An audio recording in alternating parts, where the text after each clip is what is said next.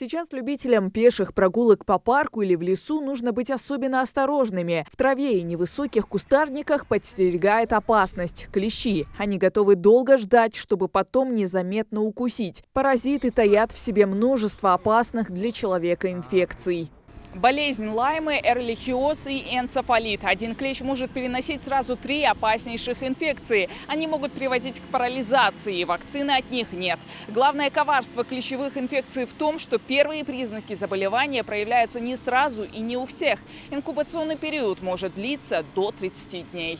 Каждый 5-й клещ переносит вирус боррелиоза, а 3% – энцефалит. Укус паразита особо неощутим и какое-то время остается незамеченным. А после типичные инфекционные симптомы – общее недомогание, головная боль, боль в мышцах, суставах и температура. Часто это состояние путают с начинающей простудой. Если вовремя не обратиться к врачу, то последствия могут быть необратимыми. Чем быстрее будет удален клещ, тем меньше вероятность того, что в кровь попадет возбудитель опасного заболевания.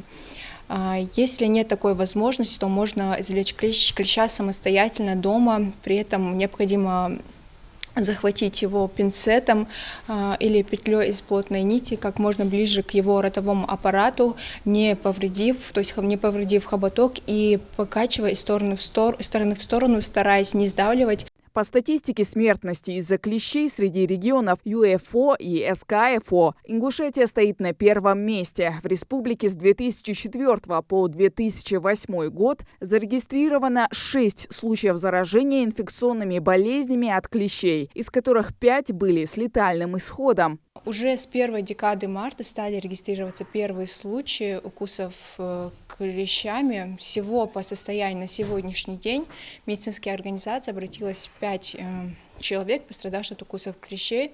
В том числе 3 из них дети до 14 лет.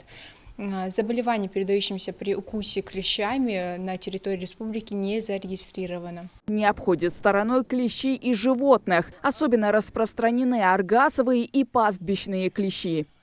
Чесаться держи, упитанность терять держи, лучше тамаш худцы дуахнаться на патнич.